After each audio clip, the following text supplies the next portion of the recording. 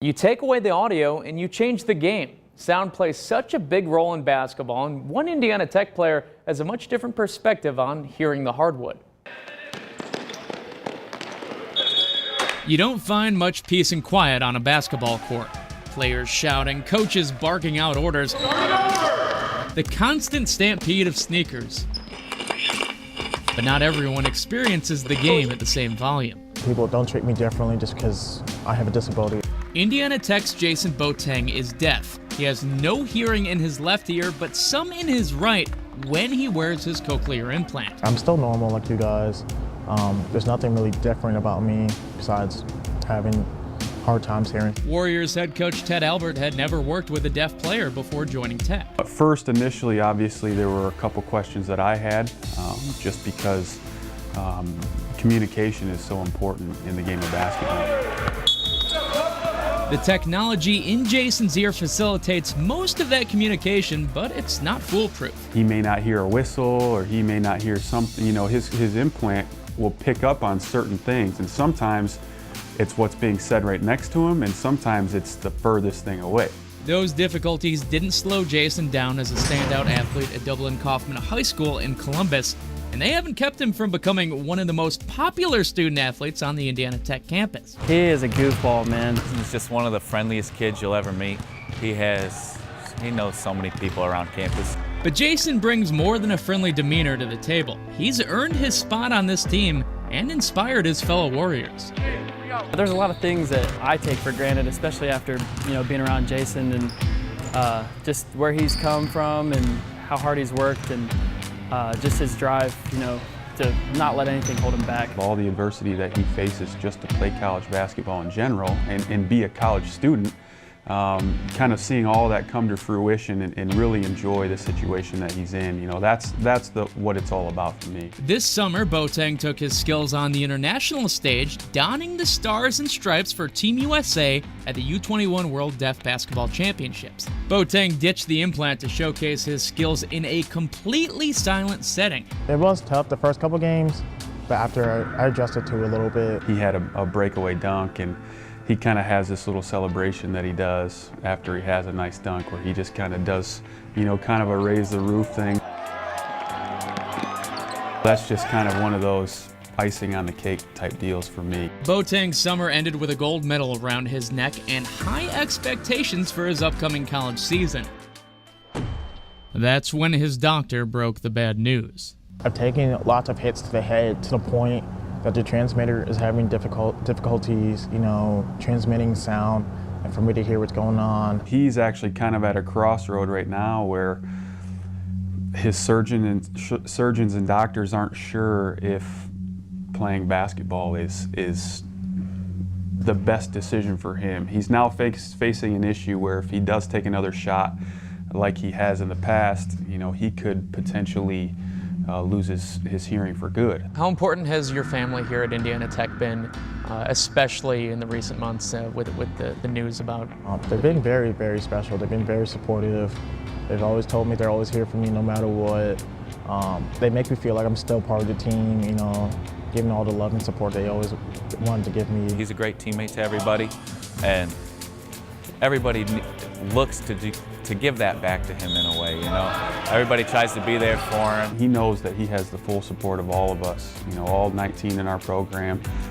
We're all on his side no matter what decision he makes. That decision could close the book on his basketball career, but that gold medal's not going anywhere, and neither is Jason's positive attitude. That's Jason. Jason's an upbeat dude. He doesn't really let much get to him, and I don't think I've walked into the gym any day and seen Jason in a bad mood. He's always got a smile on his face. I'm just not gonna let that bring me down, I'm gonna live each day. Each day is always a blessing to me, so I'm thankful for that.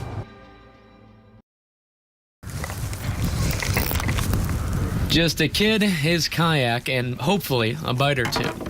You're pretty close to the water, and you can go in places where bass boats can't, and it's pretty awesome. Jackson Orr has established himself as an elite kayak fisher, but his passion for fishing started well before he began pedaling boats like this. When 5-year-old Jackson picked up his first rod, he made waves immediately.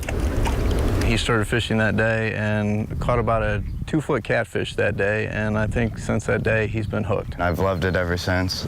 Lures and reels became routine accessories for Jackson, but he didn't start tournament competition until last year. Once again, impressive results right away. I ended up placing 3rd at that tournament, and that's when I thought maybe I should do more of these. This March, Jackson took aim at a national championship in Kentucky as the youngest qualifier in the event. He finished 62nd in a field of 752. He's learned so much more. I taught him how to fish the way any father would teach their son how to fish, but he has just taken it so far beyond what I can teach him. Jackson has already made a big mark, but he's still got a long way to go. This kid's not slowing down anytime soon. And it's super exciting. Once I get my license, I'm going to be all over the country and try to fish as many tournaments as possible and try to get in the pro series eventually. Or wants to hit a couple more milestones before that jump to the pros, win Angler of the Year here in Indiana, and take first place at a national tournament. If his track record's any indication, there we go. He'll catch on pretty quickly. When we met him 4 years ago, Forrest Cunningham Jr. had already started shattering expectations. It's a lot of pressure almost. It's you got to live up to it, and I enjoy it, and I'm happy, and I'm thankful for everything I've worked hard to achieve.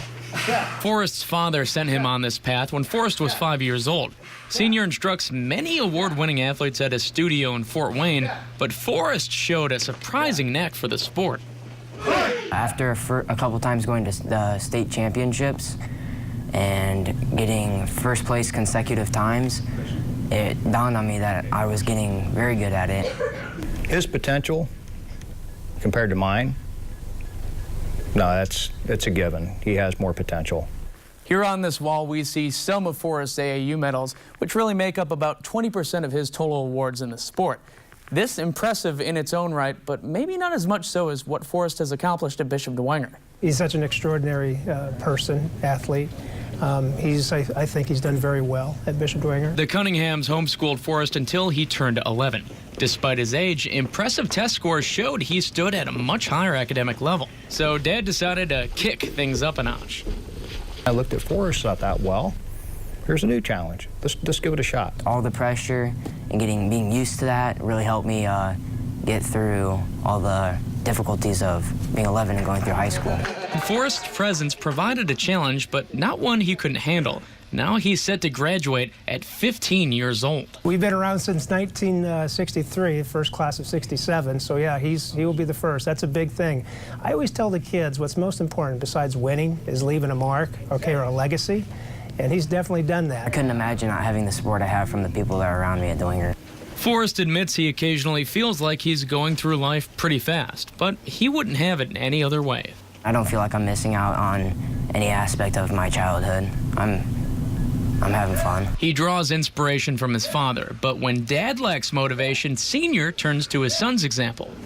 I look at the medals and trophies in the workout room at home, and I say, he's doing it. Get to work. In fact, Junior's doing so well, he doesn't rule out an Olympic appearance in the future. The skills he learns on the mat push Forrest to greatness in the classroom, too. If you want to strive for something in Taekwondo, you have to participate, you have to focus, just like in everyday life you do. Forrest dons his graduation cap on May 25th, then he heads to Purdue Fort Wayne to kick open another set of doors.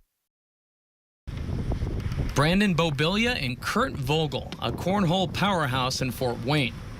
When these two met years ago, Kurt had already built quite the reputation with his wife, Ann.